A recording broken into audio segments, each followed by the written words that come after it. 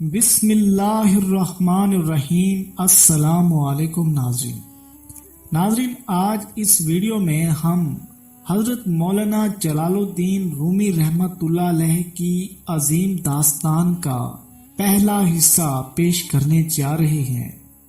انشاءاللہ باقی بھی ویڈیوز اپلوڈ کریں گے، تو اس لیے آپ تمام دوستوں سے گزارش کرتے ہیں کہ ہمارے یوٹیوب چینل کو سبسکرائب کر لیں اور ساتھ بیل آئیکن پر پریس کر کے آل پر کلک کر دیں تاکہ آنے والی تمام ویڈیوز آپ تک آسانی سے پہنچتی رہیں۔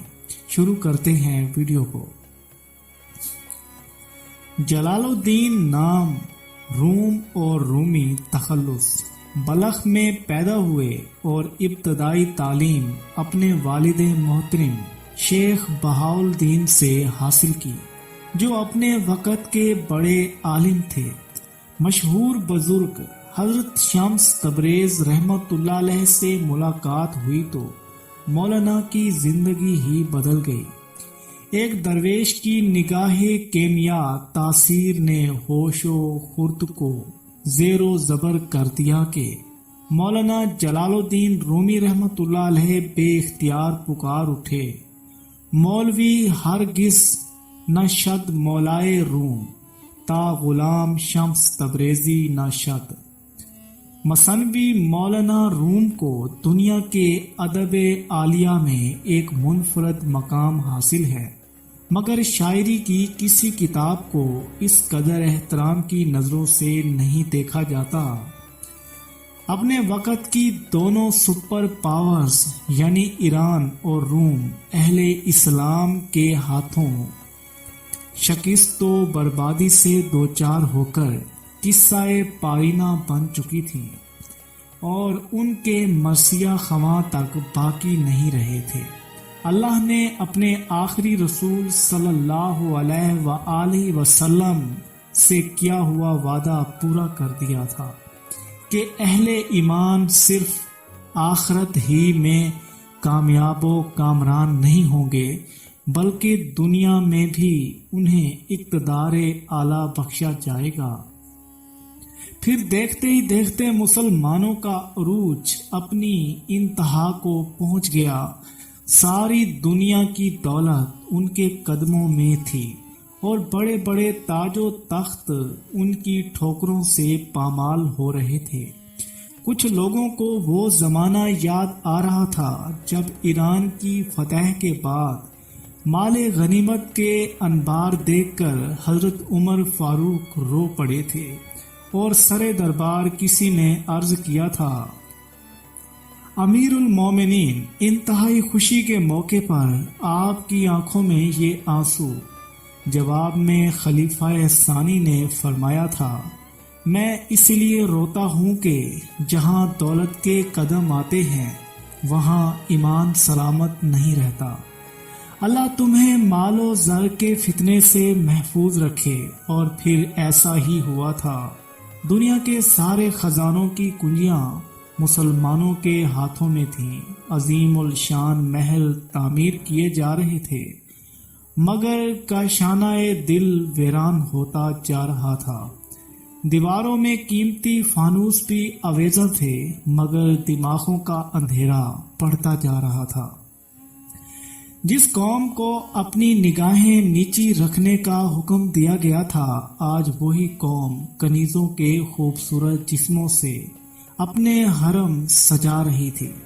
پھر ایک دن بغداد کی شاہراہوں پر ایک مجذوب چیختا پھر رہا تھا، لوگوں، خدا کی نافرمانیوں سے باز آ جاؤ، چنگ و رباب توڑ دو اور شراب کے ذخیرے نالیوں میں بہا دو، ورنہ قدرت کا پیمانہ برداشت چھلکنے والا ہے۔ عذاب کے دن گنے جا چکے ہیں، بس کچھ گھڑیاں باقی ہیں، ابھی توبہ کا دروازہ کھلا ہوا ہے۔ سرکشی چھوڑ دو، نہیں تو تمہارے کاندھوں سے گردنوں کے بوجھ کم کر دیے جائیں گے، بڑا خون بہے گا، بڑی رسوائی ہوگی۔ ہر گزرتے ہوئے لمحے کے ساتھ مجذوب کی لے تیز ہوتی جا رہی تھی۔ شروع میں لوگ اسے پاگل سمجھ کر ایک دلچسپ تماشے سے لطف اندوز ہوتے رہے، مگر وہ دیوانہ تو بڑے پتے کی باتیں کر رہا تھا، بڑے خوفناک راز فاش کر رہا تھا۔ آخر عشرت قدوں میں رہنے والوں کو اس وحشی کے نعرے گراں گزرنے لگے۔ مجذوب سے کہا گیا کہ وہ نعرہ زنی بند کر دے، اس کی بے ہنگم آوازوں سے شرفا کے سکون میں خلل پڑتا ہے۔ وہ کس عذاب کی باتیں کرتا ہے، عذاب ہمیں چھو بھی نہیں سکتا کہ ہم اہل ایمان ہیں۔ کئی بار تنبیہ کی گئی لیکن مجذوب نے اپنا چلن نہیں بدلا۔ وہ پریشان بالوں اور بوسیدہ کپڑوں کے ساتھ ہر گلی کوچے میں چیختا پھر رہا تھا، اے بے خبرو، سرخ آندھی آنے والی ہے، اس کے تیز جھونکوں میں تمہارے پتھروں کے مکان روئی کی تیز گالوں کی مانند اڑ جائیں گے۔ اب اس قہر سے تمہیں کوئی نہیں بچا سکتا، ہلاکت و بربادی تمہارا مقدر بن چکی ہے۔ عیش و عشرت میں ڈوبے ہوئے لوگ موت کی خبریں سننے کے لیے تیار نہیں تھے۔ آخر معززین شہر نے مجذوب کی باتوں کو بدشگونی کی علامت قرار دے کر ایک سنگ دلانہ حکم جاری کر دیا۔ اب وہ بے زر انسان جدھر جاتا لوگ اس پر غلاظت پھینکتے تھے۔ مجذوب ان کی اس حرکت پر کہے لگاتا تھا، میرے جسم پر گندگی کیا اچھالتے ہو، اپنے مسنہ چہروں اور غلیظ لباسوں کی طرف دیکھو، ان قریب ان پر سیاہی ملی جانے والی ہے، اور کچھ دن خدا کے نظام کا مذاق اڑا لو، پھر وقت تمہارا اس طرح مذاق اڑائے گا کہ تم موت کو پکارو گے مگر موت بھی تمہیں قبول نہیں کرے گی۔ اس کے بعد لوگ تشدوں پر اتر آئے۔ مجذوب جہاں سے گزرتا تھا جوان اور بچے اس پر پتھر برساتے تھے۔ لاغر اور نحیف جسم اپنے خون میں نہا گیا۔ بدمست انسانوں کے کہے بلند ہوئے۔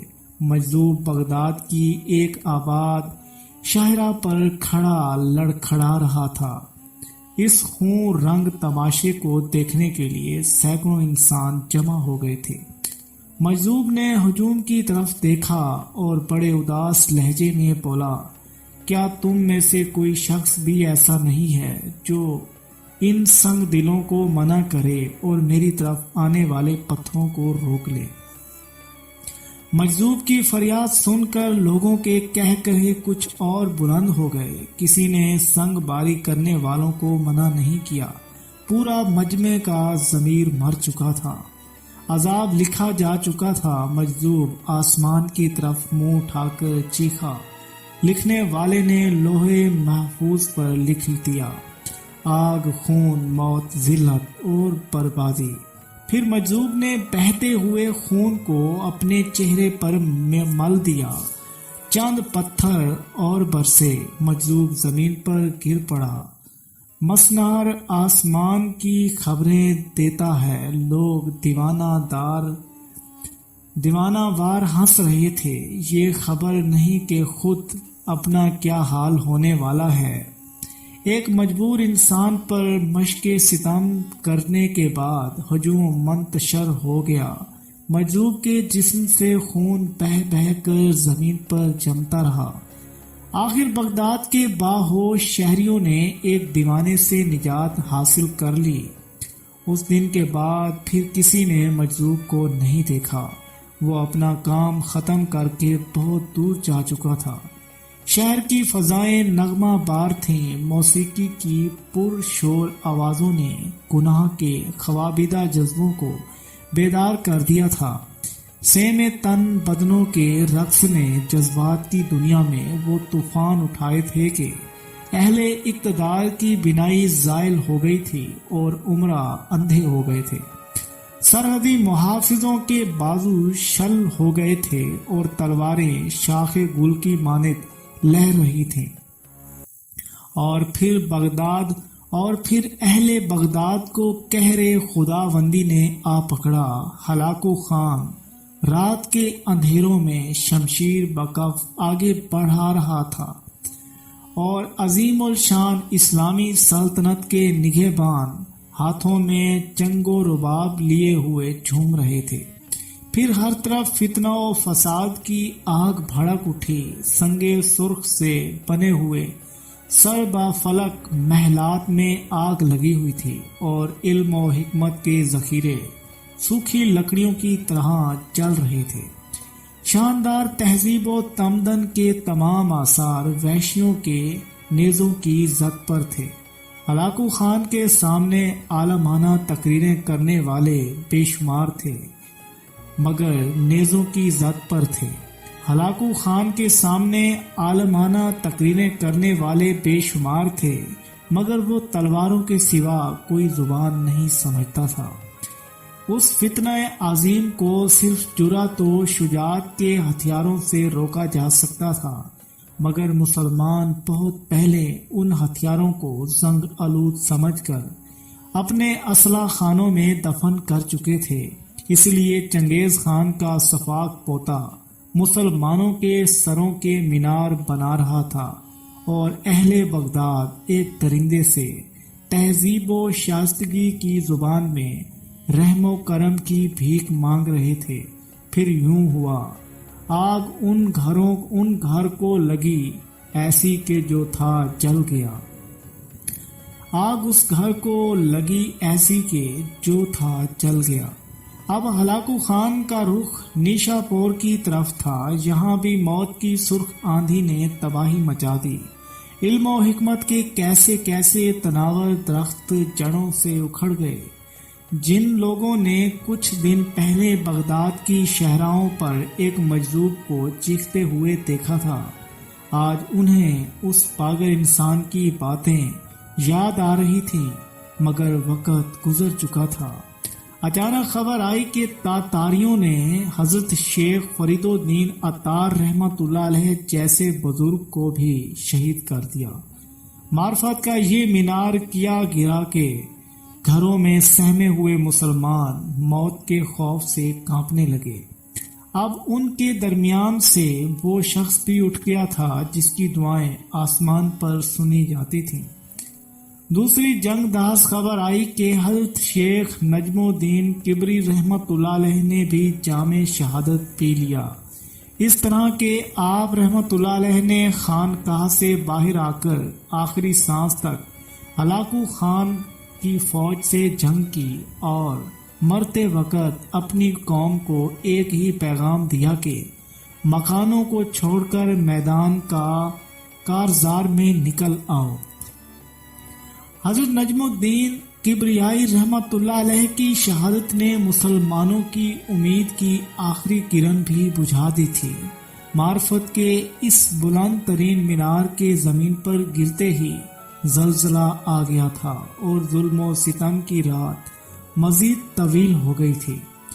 خون کا سیلاب راستہ بناتا ہوا مسلمانوں کے سر سبز و شاداب علاقوں سے گزر رہا تھا۔ اب ہلاکو خان کے لہو آشام لشکر کا رخ شام کے شہر کونیا کی جانب تھا۔ اس لشکر کی سالاری بیجو خان کو سونپی گئی تھی۔ بیجو خان نے اپنی فوجیں شہر کے چاروں طرف پھیلا دیں اور کونیا کا مکمل محاصرہ کر لیا۔ چند روز تک تو اہل شہر کو خوف و دہشت کے سوا کسی تکلیف کا احساس نہیں ہوا مگر جب محاصرے نے تول پکڑا تو کونیا کے باشندوں کا سامان رسد بند گیا جس سے ہر طرف بدحواسی پھیل گئی۔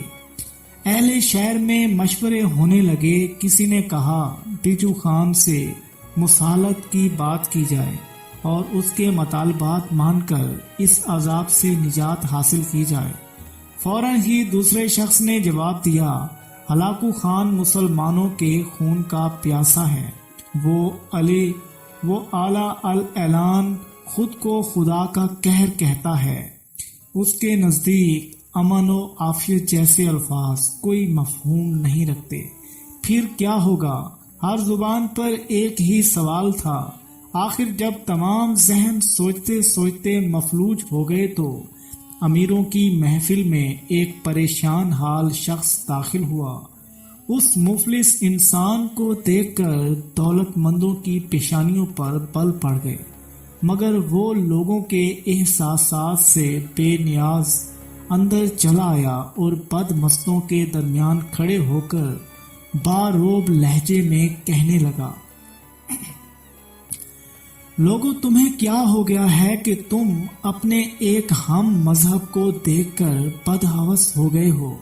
میں تم سے بھیک مانگنے نہیں آیا ہوں کہ مجھے دیکھ کر تمہارے چہروں پر نفرت برسنے لگی ہے۔ اسی تنگ دلی اور بے ضمیری نے تمہیں یہ خوفناک دن دکھائے ہیں۔ تم اپنے عشرت قدوں میں شراب سرخ سے دل بہلاتے رہے اور مخلوق خدا اپنے خون میں نہاتی رہی۔ اب دولت کی یہ ذخیرے لے کر کہاں جاؤ گے کہ زمین تم پر تنگ ہو چکی ہے اور آسمان بہت دور ہے۔ یہ کہہ کر وہ اجنبی کچھ دیر کے لیے خاموش ہو گیا۔ پوری محفل پر سکوت مرگ طاری تھی۔ ہر شخص کے چہرے سے ظاہر ہوتا تھا جیسے وہ نزاع کی حالت میں گرفتار ہو۔ میں تمہیں صرف یہ بتانے کے لیے آیا ہوں کہ اس قہر آسمانی کا بس ایک ہی علاج ہے۔ اجنبی نے کچھ دیر خاموش رہنے کے بعد کہا، ہاں ہمیں بتاؤ۔ تمام عمرہ بیک زبان چیخے، ہم اپنے سیم و زر کے سارے انبار لٹا دیں گے، خدا کے لیے ہمیں اس اذیت ناک صورتحال سے نجات دلاؤ۔ ہم گزرنے والے ہر لمحات کے ساتھ مرتے ہیں اور پھر دوسری ساتھ میں جی اٹھتے ہیں۔ ہلاکو خان کی دہشت ہمیں وقت سے پہلے مار ڈالے گی۔ سب کے سب گداگروں کی طرح چیخ رہے تھے۔ اس درویش کے پاس جاؤ جو تمہارے عشرت قدوں پر تھوک کر اپنی خانقاہ میں گوشہ نشین ہو گیا ہے۔ اجنبی نے نہایت تلخ لہجے میں کہا۔ اس کے ایک ایک لفظ سے اہل محفل کے لیے شدید نفرت کا اظہار ہو رہا تھا۔ وہ تمہارے سیم و زر کے ذخیروں کا محتاج نہیں، وہ تو خود شہنشاہ ہے، ایسا شہنشاہ جس کے سامنے ہلاکو کے سپاہی بھی حقیر کیڑے سے زیادہ اہمیت نہیں رکھتے۔ اس کے پاس جاؤ، اگر وہ دعا کے لیے ہاتھ اٹھا دے تو ممکن ہے کہ تمہارے سروں پر آگ کے شعلوں کی بجائے ابر رحمت برس جائے۔ اللہ اس کی بہت سنتا ہے۔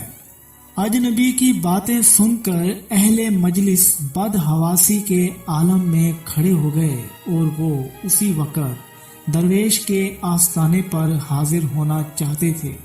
سنو، اجنبی نے پکار کر کہا، وہ آسانی سے نہیں مانے گا۔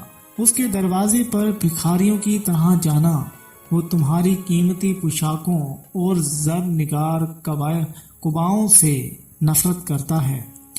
یہ کہہ کر اجنبی محفل سے نکل گیا۔ تھوڑی دور تک لوگوں نے اسے جاتے دیکھا اور پھر وہ اچانک نظروں سے غائب ہو گیا۔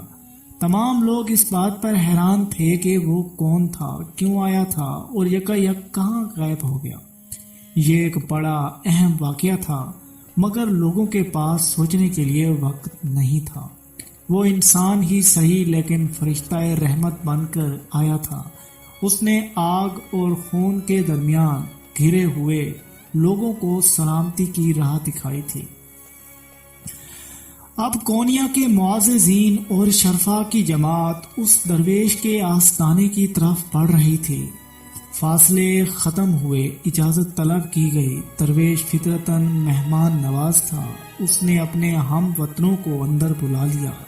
لوگ کانپتے قدموں سے درویش کے روبرو پہنچے۔ ان کی آنکھوں کی پتلیاں لرز رہی تھیں اور چہرے موت کے خوف سے زرد تھے۔ بعض نے بڑی ہمت کا مظاہرہ کرتے ہوئے اپنے آنے کا مقصد بیان کیا، مگر اس طرح ان کی آوازیں لرز رہی تھیں۔ میرے پاس کیوں آئے ہو؟ درویش نے بیزاری کے لہجے میں کہا، اس کائنات میں میری کیا حیثیت ہے؟ تم اس کی بارگاہ میں کیوں نہیں گئے جو لوہے محفوظ کا مالک ہے، جس کے ایک اشارے پر تقدیر بنتی ہے اور بگڑتی ہے؟ شیخ وہ ہماری نہیں سنتا، کونیا کے عمرہ نے رقت آمیز لہجے میں کہا۔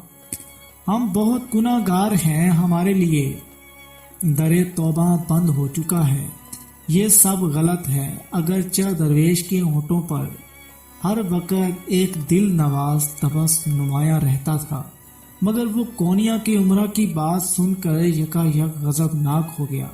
کوئی نہیں جانتا کہ در توبہ کب بند ہوگا، جاؤ اسی کو پکارو، وہی اپنے بندوں کی سنتا ہے۔ اگر وہ نہیں سنے گا تو پھر اس کائنات میں کون سننے والا ہے؟ عمرہ نے محسوس کر لیا کہ درویش اپنا دامن بچا رہا ہے۔ اجنبی نے انہیں پہلے ہی خبردار کر دیا تھا کہ درویش آسانی سے ان کی بات نہیں مانے گا، اس لیے وہ مزید کریا وزاری کرنے لگے۔ آسمان سے ہماری فریادوں کا جواب نہیں آتا، شیخ ہم تیرے آستانے سے واپس نہیں جائیں گے۔ اگر موت ہمارا مقدر بن چکی ہے تو پھر ہم تیرے قدموں میں مر جانا پسند کریں گے۔ تم نے دیکھا کہ حضرت شیخ فرید الدین عطار رحمت اللہ علیہ شہید کر دیے گئے، حضرت نجم الدین کبرا رحمت اللہ علیہ اپنے خون میں نہا کر خالق حقیقی سے جا ملے۔ میں تو ان کے قدموں کی خاک بھی نہیں ہوں، پھر تمہارے لیے کس طرح دعا کروں؟ کیسے کیسے پارسا اس فتنہ عظیم میں زندگی محروم ہو گئے۔ جب ان کی دعائیں قہر آسمانی کو نہ روک سکیں تو پھر میں کس شمار میں ہوں؟ درویش بڑے دردناک لہجے میں اپنی عاجزی کا اظہار کر رہا تھا، مگر لوگ اس کی بات سننے کے لیے تیار نہیں تھے، انہیں صرف اپنے جان و مال کی فکر تھی۔ وہ درویش کے سامنے بہت دیر تک گریہ وزاری کرتے رہے۔ آخر درویش مجبور ہو کر اس سے مخلوق خدا کی چیخیں نہیں سنی جاتی تھیں۔ وہ اٹھا اور اپنا مصلح لے کر خانقاہ سے نکل گیا۔ لوگوں نے بڑی حیرت سے درویش کے طرز عمل کو دیکھا۔ وہاں موجود ہر شخص یہی سمجھ رہا تھا کہ درویش ان کے شور فغاں سے تنگ آ کر خانقاہ کو چھوڑ کر چلا گیا ہے۔ پورے مجمع پر کچھ دیر کے لیے سکوت مرگ ساتھ طاری ہو رہا، پھر تمام لوگ خانقاہ سے باہر نکل آئے اور درویش کو دیکھنے لگے، جو ساری دنیا سے بے نیاز تیز تیز قدموں کے ساتھ ایک سمت چلا جا رہا تھا۔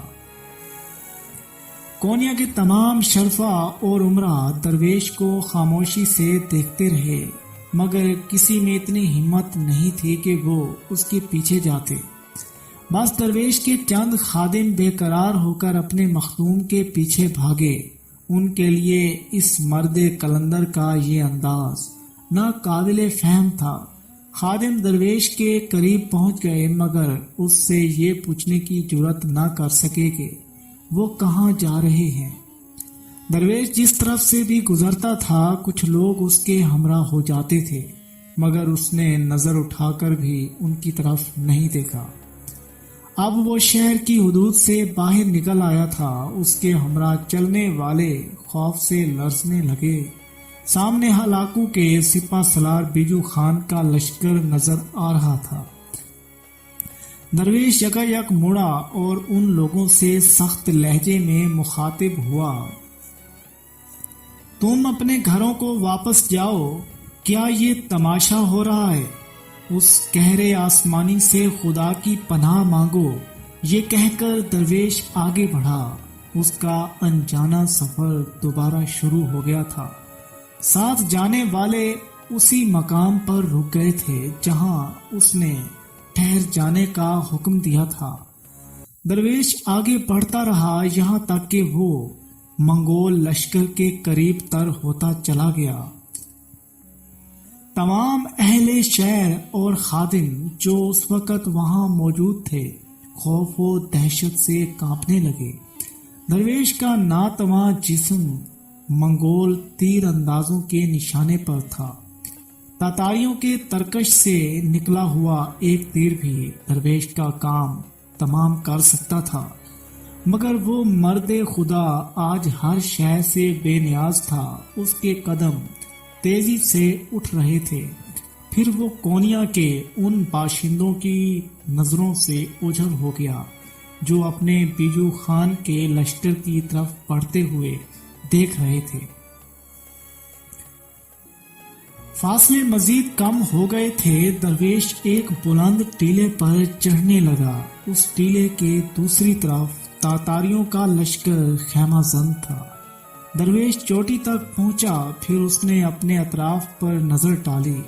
دور تک منگول سپاہی ہی بکھرے ہوئے تھے اور نگاہوں کے سامنے سپہ سالار بیجو خان کا خیمہ تھا جو دوسرے خیموں سے زیادہ وسیع اور نمایاں نظر آ رہا تھا۔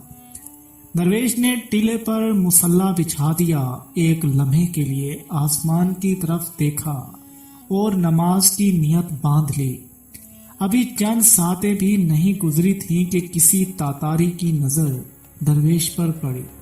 اس نے اپنے دوسرے ساتھی سے کہا، پھر دیکھتے ہی دیکھتے سینکڑوں منگول سپاہی ٹیلے کی طرف متوجہ ہو گئے جہاں ایک مسلمان اپنے اللہ کی عبادت میں مشغول تھا۔ دشمن فوجی اس کی عبادت کا مفہوم تو نہیں سمجھ سکے، مگر انہیں یہ خیال ضرور ہوا کہ وہ کوئی مسلمان جاسوس ہے جو بیجو خان کے لشکر کی مخبری کرنے آیا ہے۔ اس خیال کے پیدا ہوتے ہی منگول سپاہیوں میں ہلچل مچ گئی۔ اگرچہ درویش تنہا تھا، لیکن جنگی اصولوں کے مطابق اس کی موجودگی نہایت خطرناک تھی۔ سپاہیوں نے اپنے کاندھوں پر لٹکی ہوئی کمانیں اتار لیں، برق رفتاری کے ساتھ تیر چڑھائے، پوری قوت کا مظاہرہ کیا، مگر کوئی ایک کمان بھی نہ کھینچ سکی۔ تنگ آ کر کچھ سپاہیوں نے اپنے گھوڑوں کو استعمال کرنا چاہا تاکہ ٹیلے پر پہنچ کر مسلمان درویش کو تلواروں سے قتل کر ڈالیں، لیکن اس وقت منگول سپاہیوں کی بے چارگی قابل دید تھی جب ان کے گھوڑے پر اپنی جگہ سے جنبش تک نہ کر سکے۔ تاتاریوں نے بے زبان جانوروں کو پیٹنا شروع کر دیا۔ فضا میں گھوڑوں کی چیخیں بلند ہوتی رہیں، مگر ان سے ایک قدم بھی آگے نہ بڑھایا جا سکا۔ بڑی عجیب صورت حال تھی۔ سارے لشکر میں ایک ہنگامہ سا برپا ہو گیا۔ سپاہیوں کا شور سن کر بیجو خان بھی اپنے خیمے سے باہر نکل آیا۔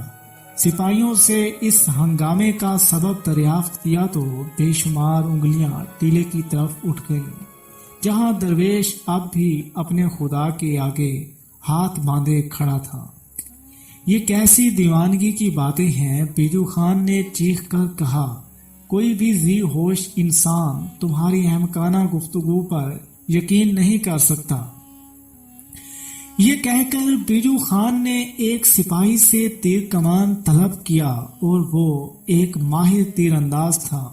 علاقوں کے پورے لشکر میں اس کی یہ صفت مشہور تھی۔ تمام سپاہی حیران و پریشان بیجو خان کی طرف دیکھ رہے تھے۔ ان کی سانسیں رکی ہوئی تھیں اور ذہنوں میں ایک ہی خیال گردش کر رہا تھا کہ اگر منگول سپہ سالار مسلمان جاسوس کو ہلاک کرنے میں کامیاب ہو گیا تو پھر قیامت ٹوٹ پڑے گی۔ وہ اس کی وحشیانہ عادتوں سے واقف تھے۔ آخر بیجو خان نے اپنی کمان کھینچی اور ایک قہر آلود نظر ان سپاہیوں پر ڈالی جن کا یہ دعویٰ تھا کہ وہ اپنی کمانیں کھینچنے سے عاجز رہے تھے۔ سپاہیوں کی جان پر بن آئی تھی اور اب انہیں اپنی موت صاف نظر آنے لگی تھی۔ بیجو خان نے پوری طاقت سے کمان کھینچی، پھر فضا میں ایک مخصوص آواز ابھری اور ترکش سے تیر چھوٹ گیا۔ منگول سپاہی پتھرائی ہوئی آنکھوں سے تیر کو دیکھ رہے تھے۔ چند ثانیوں کی بات تھی۔ تاتاریوں کا خیال تھا کہ دوسرے ہی لمحے مسلمان جاسوس کی لاش ٹیلے کی بلندی سے زمین کی پستیوں میں چلی جائے گی۔ مگر ایسا نہیں ہوا۔ بیجو خان کا چھوڑا ہوا تیر درویش کے قریب سے نکل گیا۔ منگول سپہ سالار کا چہرہ احساس ندامت سے زرد ہو گیا۔ نشانہ چوک جانے پر وہ ناقابل بیان اذیت و کرب میں مبتلا تھا۔ شدید غضب کے عالم میں اس نے ترکش پر دوسرا تیر چڑھایا۔ اس پر کمان کو یہاں تک کھینچا کہ اس کے ٹوٹ جانے کا خطرہ پیدا ہو گیا تھا۔ نشانہ درست ہوتے ہی بیجو خان نے تیر چھوڑ دیا، مگر اس مرتبہ بھی وہی ہوا۔ تیر سیدھا نشانے پر نہ تھا، مگر درویش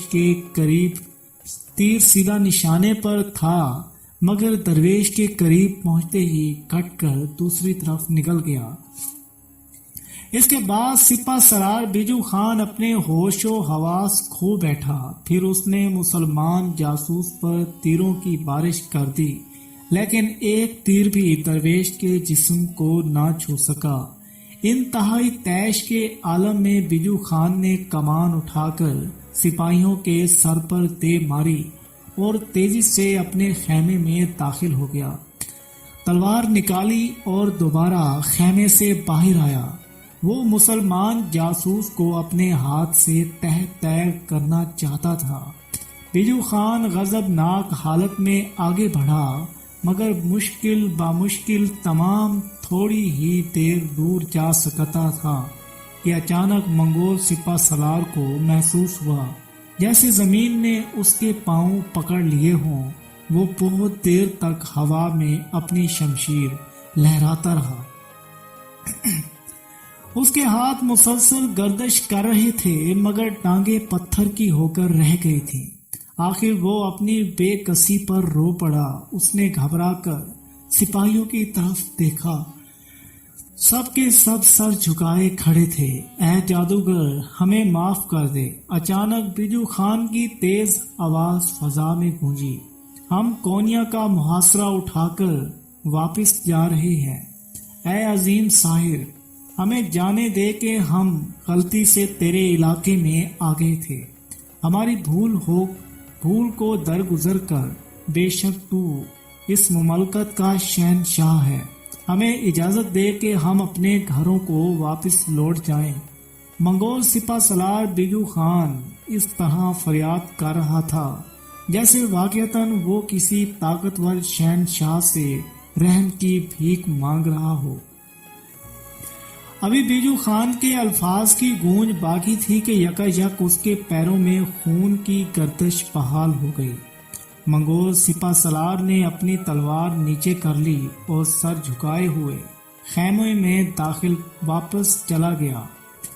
کچھ دیر بعد جس شخص کو جاسوس کے نام سے پکارا جا رہا تھا، اب وہی بے اسلحہ اور نتہا انسان فاتح ٹھہرا تھا، اور بیجو خان جیسا طاقتور دشمن ناکام و نامراد لوٹ رہا تھا۔ جب منگول سپاہی کونیا کی حدود سے باہر نکل رہے تھے، اس وقت بیجو خان کی آواز صاف سنائی دے رہی تھی۔ وہ اپنے فوجیوں سے کہا تھا، گھوڑوں کی رفتار تیز کر دو، یہ پورا علاقہ جادو کے زیر اثر ہے۔ اس بوڑھے ساحر نے ہر چیز کو باندھ کر رکھ دیا ہے۔ ان الفاظ کے ادا ہوتے ہی گھوڑوں کی پشت پر تازیانے برسنے لگے، فضا حیوانوں کی چیخوں سے گونجنے لگی، راستوں سے گرد و غبار اٹھا اور فتنہ ہلاکو کا نقیب کسی نامعلوم منزل کی طرف بڑھ گیا۔ شہر کونیا کے باشندے بہت خوش تھے۔ ایک درویش کی دعاؤں کے سبب ان کے سروں سے عذاب آسمانی ٹل گیا تھا۔ درویش اپنی خانقاہ کی طرف آیا تو انسانی ہجوم نے اسے گھیر لیا۔ لوگ اپنی عقیدت کا اظہار کرنے کے لیے اس کے ہاتھوں کو بوسہ دینا چاہتے تھے، مگر وہ ان تمام رسموں سے بیزار تھا۔ اس نے انتہائی تلخ لہجے میں لوگوں کو مخاطب کیا، اگر آج نافرمانوں کی جماعت قہر خداوندی سے بچ گئی تو کل خیر نہیں۔ اس سے پہلے کہ دردناک عذاب تمہیں آ پکڑے، اپنے گناہوں سے توبہ کر لو، بے خبروں کے لیے وقت کا ہر لمحہ رہزن ہے۔ اپنے ایمان کی حفاظت کرو، ورنہ وقت کے بے رحم قزاق تمہارا سب سے قیمتی سرمایہ لوٹ کر لے جائیں گے۔ یہ کہہ کر درویش خانقاہ میں چلا گیا اور اندر سے دروازہ بند کر لیا۔ مریدوں اور خدمت گاروں نے سنا وہ اپنے رب کے حضور ہچکیوں سے رو رہا تھا۔ اے عزیز و جلیل، تو نے دنیا کے سامنے میری شرم رکھ لی، ورنہ یہ گناہ گار تو رسوا ہو کر چلا تھا۔ اگر میں اپنی جان بھی نظر کر دوں تو تیرے اس احسان کا شکر ادا نہیں ہو سکتا۔ جن کی دعاؤں کے سبب شہر کونیا فتنہ ہلاکو سے محفوظ رہا، وہ درویش مولانا جلال الدین رومی رحمت اللہ علیہ تھے۔ دوستو، امید کرتے ہیں کہ آپ کو یہ ویڈیو اچھی لگی ہوگی۔ یہ حضرت مولانا جلال الدین رومی رحمت اللہ علیہ کیا عظیم داستان کا پہلا حصہ تھا۔ اس میں تعارف تھا۔ انشاءاللہ باقی حصے میں آپ کی خدمت میں پیش کریں گے۔ آپ کی زندگی میں جو واقعات پیش آئے، آپ نے کیسے زندگی گزاری، وہ تمام آپ کو تفصیل کے ساتھ ملیں گے۔ امید کرتے ہیں کہ ویڈیو اچھی لگے تو ویڈیو کو لائک کریں، کمنٹس میں اپنی رائے بھی دیں، آگے دوستوں کے ساتھ شیئر بھی کریں اور ہمارے یوٹیوب چینل کو سبسکرائب بھی کر لیں۔ ملیں گے انشاءاللہ اگلی ویڈیو میں، تب تک کے لیے اللہ حافظ۔ جاتے ہوئے ہم آپ کو بتا دیں کہ ہمارے یوٹیوب چینل پر حضرت جنید بغدادی رحمۃ اللہ علیہ کی عظیم الشان داستان کا سلسلہ بھی اپلوڈنگ کا جاری ہے۔ آپ چینل وزٹ کر کے اس داستان کو بھی سن سکتے ہیں اور سبق حاصل کر سکتے ہیں۔ حضرت بی بی رابعہ بصری رحمۃ اللہ علیہ کی عظیم الشان تفصیل کے ساتھ ان کی داستان کو آپ کی خدمت میں پیش کیا گیا ہے۔ آپ جب ان داستانوں کو سنیں گے، آپ ان ہسٹری کو، اولیاء کرام کی تاریخ کو سنیں گے تو آپ کو پتہ چلے گا کہ اللہ کے ولی کون ہوتے ہیں، اللہ کے اولیاء کرام کون ہوتے ہیں، ان کے بارے میں آپ کو علم ہوگا کہ اللہ کے نیک بندے کیسے ہوتے ہیں۔ امید کرتے ہیں کہ آپ کو سمجھ آ گیا ہوگا۔ ملیں گے انشاءاللہ اگلی ویڈیو میں، تب تک کے لیے اللہ حافظ۔